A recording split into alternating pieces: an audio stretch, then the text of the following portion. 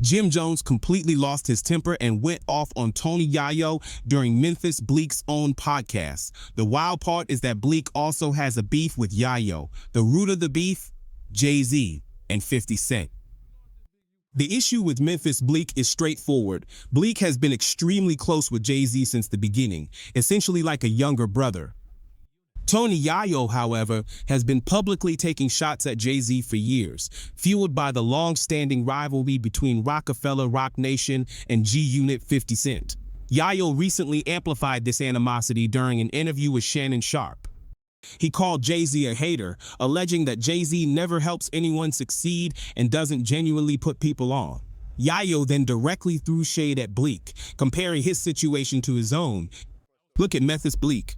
He not shining. He not winning. Jay-Z don't take care of him like 50 Cent take care of me. That direct jab comparing their respective bosses and financial situations is what immediately lit the entire feud on fire. Like I just said, we just came back off tour. Yeah. You know, with Fifth, and we still touring. Still. And I do my own tours too for people. Oh, yo.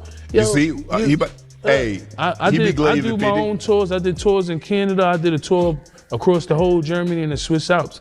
And that's why I don't care about the hate. Cause I'm like, I got the possibility to do my own tour. Like something with Memphis Bleek. Memphis Bleek said Nori, Yayo said Jay-Z didn't have us on tour like he did, or I eat my own halal. I eat my own halal too. If you want to say that, to Memphis Bleek, I just came off my last tour. All I'm saying is when you see Jay-Z in a setting, he never really, when he's doing a Beyonce show or whatever, you don't see Memphis Bleek on the stage and him being brought out. You know, even if I'm doing the hype man shit with 50, he's bringing me out. I'm making money. I'm going to. That's that man girl too. That's it. That's Hov's wife tour. Yeah, that's Hov wife tour. So if Hov, I believe if Hov was out on his own, he would bring Bleek out. There is no need for him to bring Bleek in a situation where it looked like if this was last tour you're talking about with the Cowboy Carter. Right. Yeah. So to me, because I look at Bleek as a loyal guy, like I'm a loyal guy to Jay. But I look at like Fifth, my guy Hervé, one day we had TRL, and it's the Young Gunners there. Yeah. And I'm talking to him out, and Hervé says loud, "You don't gotta worry about nothing. You got 50. Jay-Z doesn't do nothing for these guys like 50 does." And Hervé, I think he worked with them too. But he said that to me, and that always stuck in my head. Rest in peace. The discussion about who has the better sugar daddy is ridiculous, as that is not how truly independent people operate. The principle is clear.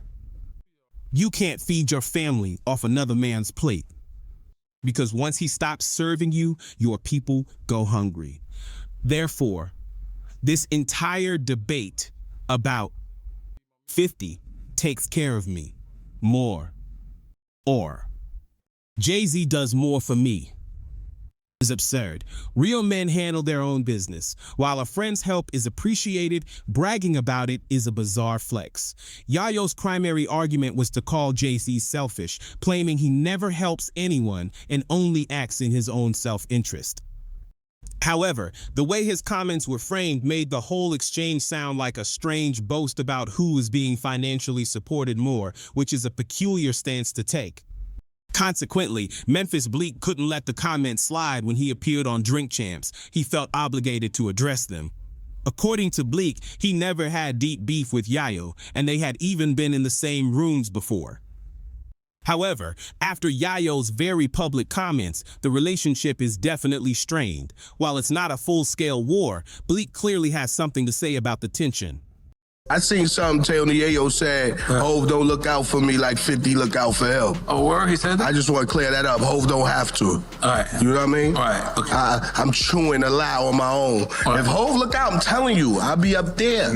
Right. So when y'all see me out here, that's the Blizzle budget.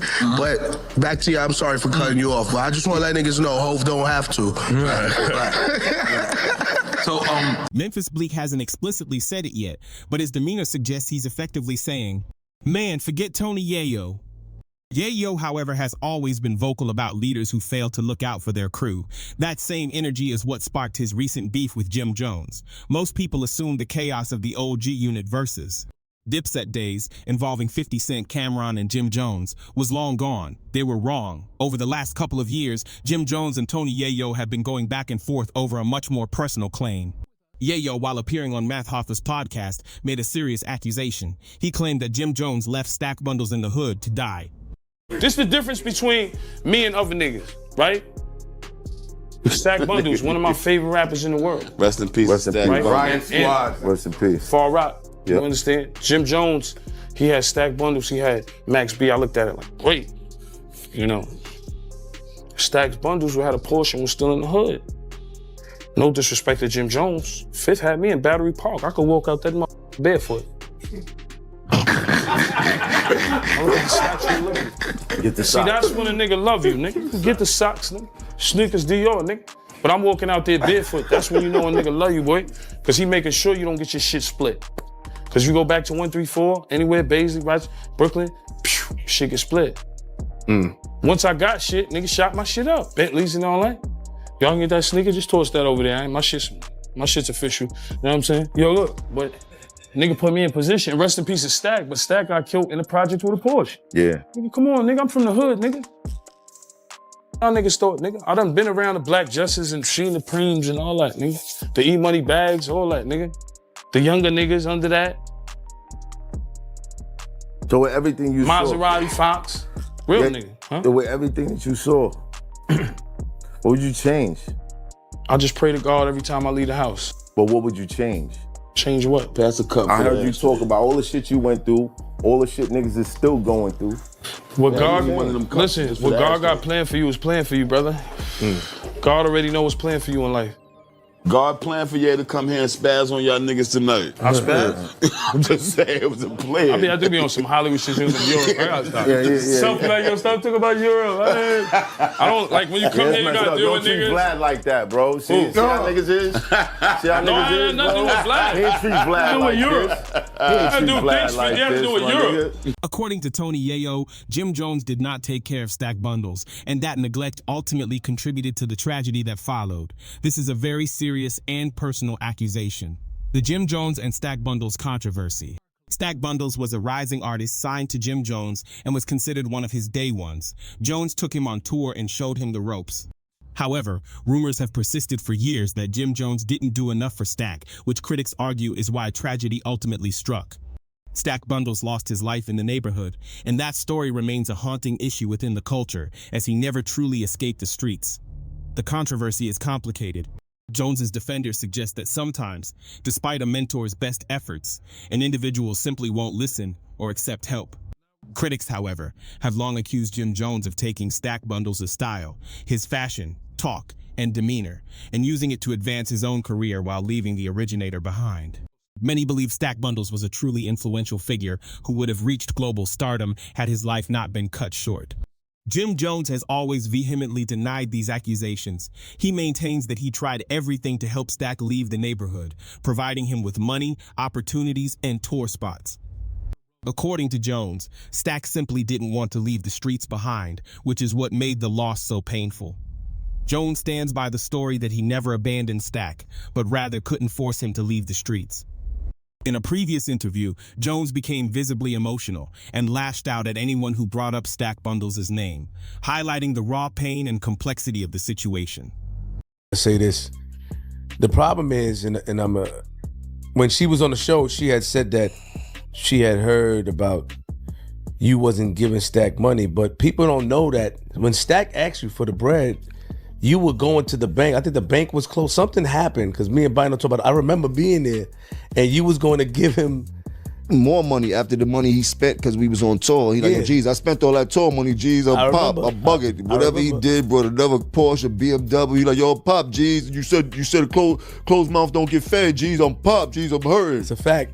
And when I told him, I said, yo, go get 25 grand from the bank tomorrow. He like, oh, yo, what's up with that Wrangler truck? I'm like, I left that shit in Brooklyn. I don't even want that shit. I don't even know what block it's on. Matter of fact, it's by the car shop where I got the Maserati from. He like, you let me get that, G's. I'm like, go take it. You probably got to get a new key. Like, oh, I'm gonna go get that tomorrow. Jeez, you different, jeez. And we all know the rest of the story. Why do you think that people have this misconception of what happened? Why do you think even her? Why do you think that? Where did that come from? Nobody likes to hear the truth. Because we were there. Bino get mad all the time, and he gets offended. And he was one of the people that called me. He was like, "That's not true." They think that what they think is that Stack asked you. He told you he wanted to leave. They said that Stack told you he wanted to leave. He wanted to move, and you didn't move him out. But that's not true. You want to hear that story? All right, for Stacks and them, I was about to buy Stacks, the kid Max and Melly, a whole brownstone in New Jersey. None of them wanted to leave the hood.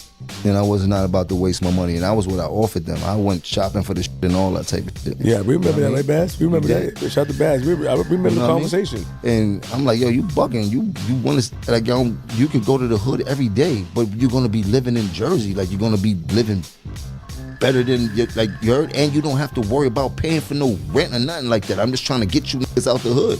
Melly, too. Melly ended up getting shot, right? Like none of these would listen, and everything that happened that you know can happen in the hood end up happening and shit like that. You know what I mean? But everything to try to protect them for what I know could have happened to them, I tried. You heard? From getting all of these cars to getting all these everything. You can imagine everything. Private jets, Miami, hundreds of thousands in one weekend, 2 tour buses at Atlanta, like. Cannot front on how I had my boys moving. And I'm only talking about this because you was there. And you and Stacks were best friends. Or Bino, couple others and like that. Other than I don't even talk to people about Stacks and what went on. But we were setting it out. This was not on our level when we was moving. And no. At the time, Tony Yayo hadn't even made his public accusation about Stack bundles. But it's clear why Jim Jones was already heated. Stack wasn't just an artist to him. It was deeply personal. While the specifics of the situation, like rumored money or car gifts, are unconfirmed, one thing is certain: Jim takes anything related to Stack bundles deeply to heart. Therefore, when Tony Yayo spoke on the issue, Jim interpreted it as a direct and massive act of disrespect. When Jim Jones sat down with Memphis Bleek and Yayo's name was brought up, Jim unleashed his frustration. Bleek attempted to keep his cool, but Jim completely unloaded, making it clear that neither he nor his associates are struggling financially. He declared that the entire public back and forth about who has the better sugar daddy is an absolute waste of time and ridiculous. Well, a lot of, me from the hood, so people look at Bleek and don't understand the business he's doing. They always look at Jay like, oh, yeah. But that's why you got like Yayo talking about, Jay don't take care of. I don't need Jay to go on tour. Yo, smoke hard coke, yo. Yo, chill. You look like you need to be taken care of. You look like you need to go to the dentist. You need to look like you need to brush your teeth. You look like you need hygiene. You look like you need help. Tell your man 50 send you an ounce or something, yo. You do need You that might help. need That's 2 why- ounces, nigga. That's why Paid he's in full looking to movie, see- nigga. I got a G for every bump in your face, nigga. I promise you that, nigga. That's I a promise fact. you that, nigga. That's why he worried about Peon, you broke, nigga. You know See? I got it, nigga. What's Don't- up? The ain't bag nobody- is up. The bolsa. Hey, yo. Hey, Flea, where the bolsa at, Flea? Let me finish that off. Ain't nobody taking care of over here, B. Yo, nah, you good, my nigga. I fucking love it. They deserve it. They need to hear this shit, man, because they bugging out here. All these niggas worrying about who taking care of who. We take care of we. Ain't no 100%, who nigga. take care of who, nigga. You know who doing it. We live. Us, We getting the money. gangway, nigga. We take You care feel of me? everybody, nigga. We take care of each other, nigga. That's a heard? fact, my G. But linking back up with you, Jim, we missed out on a lot this of is dope. opportunity, bro. But we ain't gonna miss it out going forward. Nah, we need to man. put some pain Time- together, time bro. don't lie. Jim Jones immediately began flexing heavy, detailing his money, luxury cars, and lifestyle, comparing them directly to Tony Yayo's situation. The breakdown. Jim Jones misses the point here, is the central paradox of the exchange. Tony Yayo's actual point: Yayo never claimed Jim Jones was broke. He acknowledged that Jim is good. Yayo's criticism was about Jim's associates. He implied that Jim's inner circle doesn't look like they are shining or winning. Jim Jones's reaction: Jim ignored the point about his crew and immediately went into full defense mode about his personal wealth. His pride was deeply wounded. He felt Yayo was trying to publicly clown him. Jim snapped, declaring, "Ain't nobody feeding me. I built this from the ground up," making it clear he's not living off anyone's plate, whether it's Jay-Z's, 50 Cent's, or anyone else's. The tension escalated when Jim Jones doubled down, calling out Yayo for being too dependent on 50 Cent, suggesting Yayo was always hiding behind his boss's shadow instead of standing on his own. This shift turned the conversation from a general critique of success to a fierce personal attack on Yayo's independence and loyalty to G-Unit. Everything y'all niggas do, I don't do. I do the other thing. Everything y'all niggas go across the street that way, I'm going up. Holla at your boy. I do other things, man. I don't do what y'all niggas do. I don't do what niggas do. I don't watch niggas' money. I don't care. I just do what I do. The energy in the room immediately shifted from a discussion to straight heat. Memphis Bleek tried to intervene, but Jim was consumed by emotion.